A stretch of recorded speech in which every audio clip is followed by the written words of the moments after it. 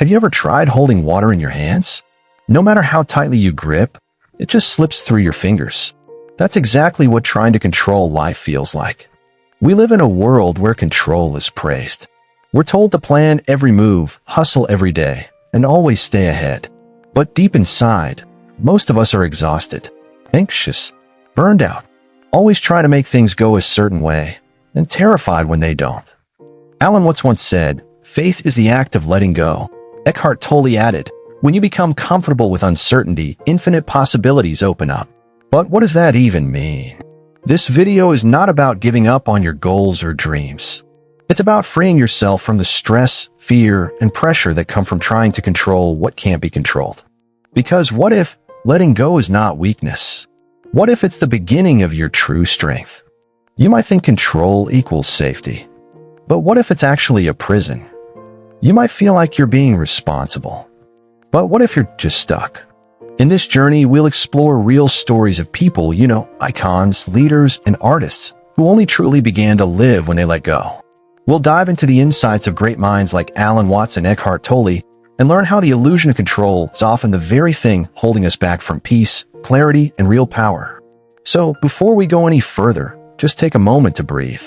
Let your shoulders drop and ask yourself, what are you still trying to hold on to that might be holding you back?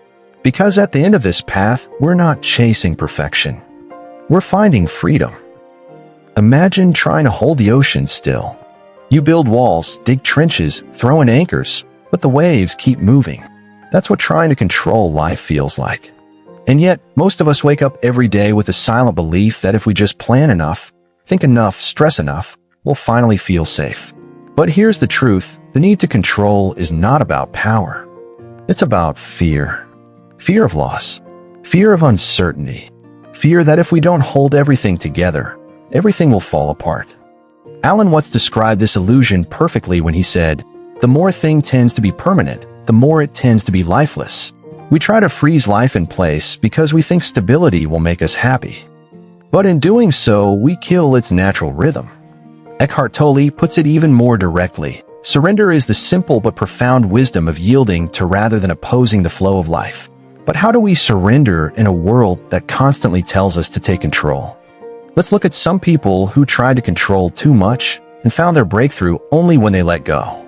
In 2018, Serena Williams, one of the greatest athletes in history, lost control during a US Open final. Frustrated with a referee's call, she argued, broke her racket, and the moment spiraled into headlines. But underneath that outburst was a deeper truth. Serena had spent years carrying the weight of perfection, expectation, and pressure to represent more than just herself.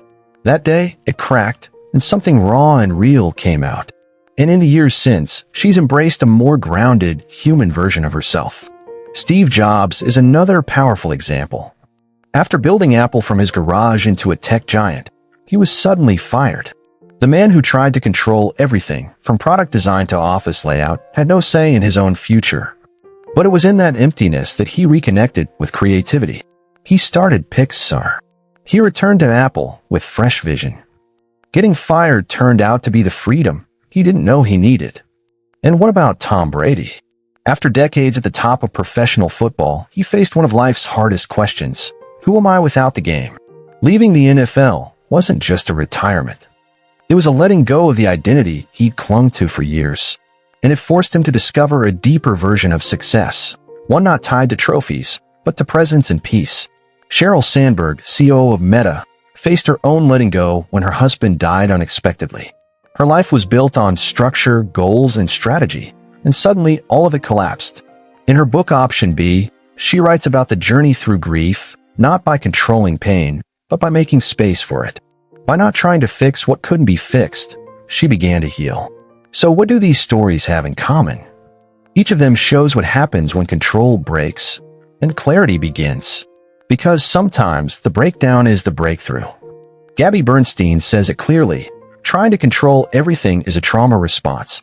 Healing starts with release. And Tim Ferriss, in his powerful tool called Fear Setting, teaches that asking, what's the worst that can happen, can be more useful than any to-do list. Facing the fear removes the need to control it. Right now, you might be holding on tightly to something, a job title, a relationship, a future plan, a version of yourself that no longer fits. So here's a simple moment of practice. Close your eyes. Breathe in. Now ask yourself, what part of my life am I gripping too hard? What would happen if I just let it be? Control feels safe, but it can also be a cage. Letting go doesn't mean giving up. It means trusting that life can still flow, even without your constant grip on the wheel. And maybe, just maybe, it flows better that way. You might not even notice it anymore, but your shoulders are always tense. Your jaw is tight. Your mind won't stop racing. That's not just stress. That's the weight of control. Every time you check your phone, reread a message, overthink a conversation, replay the what-ifs in your head, you're trying to manage life with mental force. And even if you look calm on the outside, inside, you're exhausted. Eckhart Tolle said it best, stress is caused by being here, but wanting to be there. Trying to control everything around you creates a war inside you. And that war looks like anxiety, burnout, and feeling stuck. Even when life seems fine, Alan Watts used a brilliant metaphor. Trying to define yourself is like trying to bite your own teeth. The more you try to control your mind, your identity, your future, the more confused and frustrated you become. It's a loop that never ends. Let's look at what happens when that control finally breaks. In the 2021 Olympics, Simone Biles, the most decorated gymnast in modern history, shocked the world when she withdrew from the competition. People couldn't understand. She was expected to dominate. But Simone knew something the world didn't. Her mind was no longer in sync with her body. Pushing through could have caused serious harm. So she let go. Not of her career, but of the pressure to be perfect. That decision, though controversial, may have saved her. Elon Musk, a symbol of extreme productivity, has spoken openly about collapsing under pressure.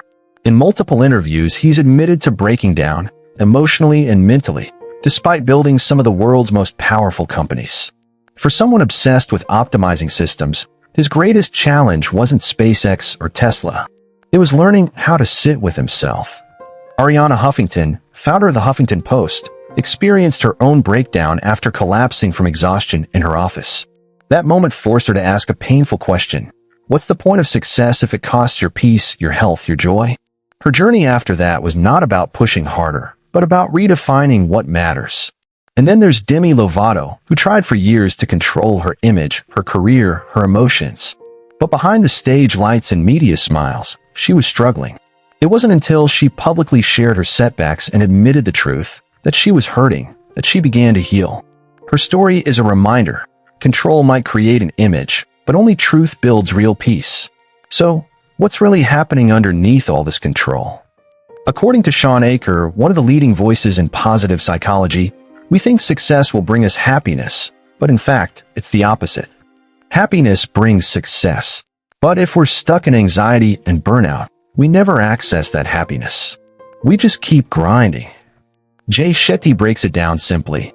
We try to control because we fear what we don't understand, but control won't bring clarity. Only presence does. And presence requires letting go. Now let's pause. Not for long, just a few seconds. Close your eyes. Take a deep breath. Now ask yourself, what expectation is draining me right now? Maybe it's the need to be productive all the time. Maybe it's the fear of disappointing someone. Maybe it's the image of who you think you should be. Whatever it is, it's costing you energy every day. And that energy could be going toward healing, connection, peace. You don't have to fix everything today. But what if, just for today, you stop trying to control how you feel? What if you gave yourself permission to just feel it?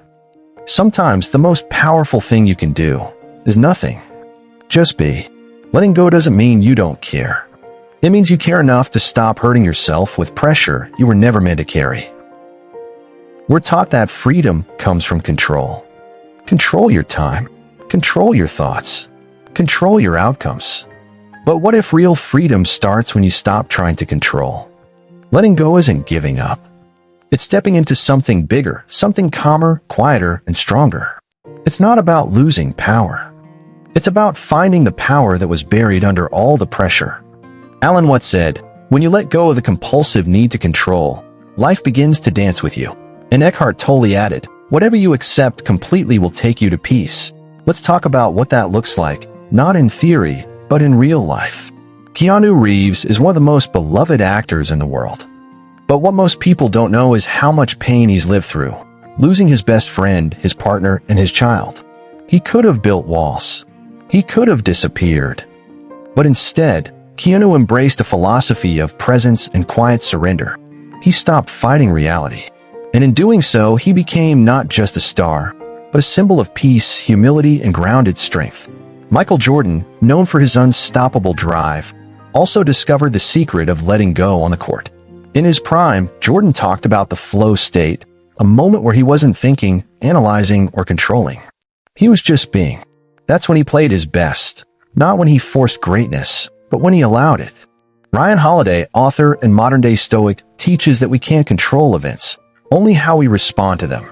In his books, he explains how surrendering to reality, instead of resisting it, gives us emotional freedom. And he walks the talk, applying ancient wisdom in the middle of today's chaos. Elizabeth Gilbert, after the massive success of Eat, Pray, Love, faced an unexpected fear. What now? She let go of trying to top her success and chose instead to follow her curiosity. That surrender led her to write books that were more honest, more creative, and more free. Jennifer Aniston also had to let go. After years of being typecast as Rachel from Friends, she felt trapped by the version of herself the world had created. But when she stopped trying to please everyone, she started choosing roles that reflected who she really was, not who people expected her to be. And that changed everything. These people didn't find peace by controlling life. They found it by surrendering to it. Deepak Chopra says, "In detachment lies the wisdom of uncertainty, and in the wisdom of uncertainty lies the freedom from our past." Letting go doesn't mean not caring. It means no longer needing everything to happen a certain way to feel okay.